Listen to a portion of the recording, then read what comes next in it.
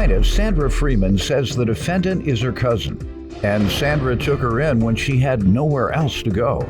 However, Sandra is suing her today because she owes her for rent and phone bills. Defendant Renelle Burton has no idea why she's in court today because she insists Sandra has been repaid in full. Start with you. Her and I have a 50-year relationship. I had 3 boys and 1 girl. Her and my daughter became friends. And we found out in elementary that she was a cousin on my father's side. So I've been treating her like a daughter. So when she called me in August of 18, she was supposed to come from Alabama and stay with my daughter. My daughter changed her mind or something, so she called me. Where? What city she was coming from? Tuscaloosa to Akron. Okay.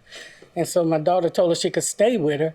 And then on the way en route, something changed. And she called me while she was in Virginia, Kentucky, or something like that, and told me she didn't have nowhere to go. So I told her to come on. She stayed with me 2 other times before. We've never had any problems. And was there an agreement? that she would take, when she get her Social Security, she would pay me back. They got to be a little more specific than that. Pay you back what? Because she stayed with me the few months, and then I helped her get an apartment, and she moved in March of 19. Defendant Renelle Burton is being sued by her cousin for unpaid rent and phone bills, but Renelle insists she's repaid the plaintiff in full. What was the agreement you all made before she owed you the money? You had to agree to what she would have to pay you. Okay, she paid rent to me for $200 a month. Okay. Okay, and then she paid $25 a month at the apartment. And then the phone. That was the agreement? Yes. $200 a month for rent? For me, for what she owed me. Uh-huh. Then $25 a month from March of 19 until December of 20. And did she ever pay the $25 a month? I have to tell you more on that one because while she was staying with me and while she was in the apartment, she had no income all that time. I even was buying her cigarettes and stuff like that. So what she's been giving me, I took off the cigarettes first. That's page 1 and 2. Was there an agreement to repay you for cigarettes? She said she don't think she owes me for them, but we agreed. Was there an agreement for her to pay you for cigarettes at any point? Yes, once she moved. It All got right. her income. Let me hear from you, young lady. I have never agreed to pay no cigarettes because I didn't even know she was going to put that down. The agreement was I would pay her for my rent. And my rent, when it came up to it, my rent... What about the $25? That's $25 for rent for the 2... What about the $200? No, she never said I had to pay her no $200. She never told me that I had to pay her $200. Okay. She never told me that. So these are big money differences. Rent, I don't know why somebody would agree to let you stay in their house, a grown person, and not pay rent. So that sounds suspect. Anybody have any evidence of anything that was said and discussed? Sir. She says you never told her $200 ever. And she, Ever. She didn't. Now, do you have any evidence where you all agreed to $200, where she says, yes, I'll pay you $200, or she says, I know I owe you that $200, or you have a receipt or a check that says $200, and at the bottom it says rent. That's what I need. Our verbal agreement was, sir. Read where she said she'd pay it, ma'am. Well, she didn't. It was a All verbal. right, so we have nothing saying that she will pay $200 a month? She's lived with me 3 times, but she's always paid her rent to me, and we had this agreement. How much were they? How much was it those She always times? paid. She used to pay 3 because when she worked and How stuff. many times did she live with you? 2 other times other than this And one. each time she paid 3. Yes. Is that true? Yes, sir. When I first moved up here, and she's told the truth about I was supposed to stay with her daughter, but when I got here, I ended up staying with her. But she never told me I had to pay her $200 because when I first got here, I got on my food stamps. She told me I was giving her $196 a month. She told me that was for my rent, and I told her okay. But then when I got on my disability, she said, I said, Sam, when I get on if everything clear, I will pay you back for my rent you paid for 2 years for me staying in my apartment. I did agree to that. Okay, did you ever tell her she could pay you in food stamps? No, sir. When I took her down Here we go again. Okay, Totally different. Sir, Yeah. when I took her down to welfare to get on, Medicaid and the food stamps. She got 196 and a medical card. And I took her we didn't have a car then. I didn't get a car till April of 20.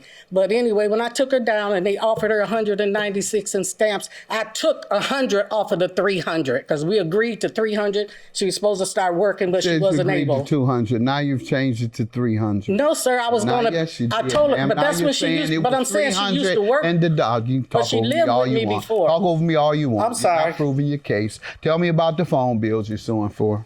I paid, when she moved with me in August, she had her brother paid it for September, and then her son paid it for October. What was the agreement on the phone bill? $33 a month, and she was supposed to pay me for rent and phones when she started getting her income. That's all we agreed to. And how many months did she go without paying? She paid me, she didn't pay none of the phone until she got her money in December. And so I paid everything, rent and phone and everything till November of 2020. Okay. And she got her first check in December. Okay, I can't do the math for you, ma'am. I have it on page 1 and 2. When my kids will borrow money, Judge Mathis, I'll make them pay me back too. She been with me 50 years and she know my situation and she know that's how I do it. She's not agreeing to anything that you are saying. And you have no documents, independent documents that show she agreed to it. So, and why are you looking at me like that? No, I'm just saying, how could she do me like that after 50 years? You know what I'm saying? But I wrote down every time I loaned her. Hold on, let's ask her. How could you do her like that after 50 years? Your Honor, I respect her with the utmost. I would never disrespect her. I'm not going to never say nothing that would disrespect her. But the agreement was, and that's God honest truth, she never told me about I had to pay her $200. She said you have to give her food stamps every month? She took my food stamp every month. And the amount was $197? $197. And I don't. You never missed giving her the stamps any of the months you were there? Defendant Renelle Burton is being sued by her cousin for unpaid rent and phone bills. But Renelle insists she's repaid the plaintiff in full. Did she give you $197 worth of food stamps every month? No, I took 96 and I got it. You said 100. But how much did she give you in food stamps? How much did she give you in food stamps? We shared them because I did the cooking. She never cooked. How much did she give you? You say share. In order to share, one person pays one part, the other pays the other. How much of her part did she pay you every month? The 100. I said the 100. 100 in food stamps every month. I took it off the 300 rent. Yes. You say you gave her $197 a month. And that's what I gave her. All right, so that so far is the difference that I'm hearing. What do you say to the phone bill, $33? Honestly, yes, she might be telling the truth, but I might. because I paid some of it myself, and she know I did. I would, I do little things, and people would give me money. I would give her the money because she would pay it on her. So you're not clear, and she is on this. You have your phone bill. What page is that you want to show me? What are you showing me? I don't have my glasses. Page 3 and 4. Look at page 3 and 4. All this is a scribble of a bunch of numbers on page 3 and 4. I was looking for the phone bill itself. Well, it's on my bank statement that I was paying it, but well, I'm not going to regard that. I brought it with me. I brought it with me. Go ahead and talk over me again, ma'am, when I'm trying to get clarity. I'm going to grant you the phone bill because she's unsure. I was trying to get direct evidence from you that makes it clear that that amount is owed. $750 for the phone bill because you weren't sure, or $794, and then $100 a month. How many months, ma'am? I'm going to go with that $197, and I'm going to believe her that you only paid $100. Sir, I'm sorry, but yes. I have a letter that she sent me that I already pay her $1,250. I already paid her $1,250 from what she said I owed her. I paid her $1,250 on that.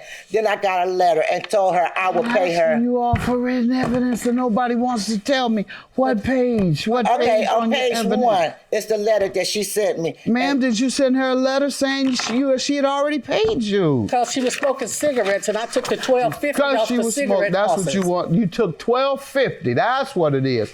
$1,250 in cigarettes. $2.5 million. I don't believe she agreed to pay you that. Your claim is dismissed. Have a good day, ma'am. Okay. Oh, thank you, sir. Oh, Dale, you ought to be ashamed doing me like that after 50 years. I can't believe you.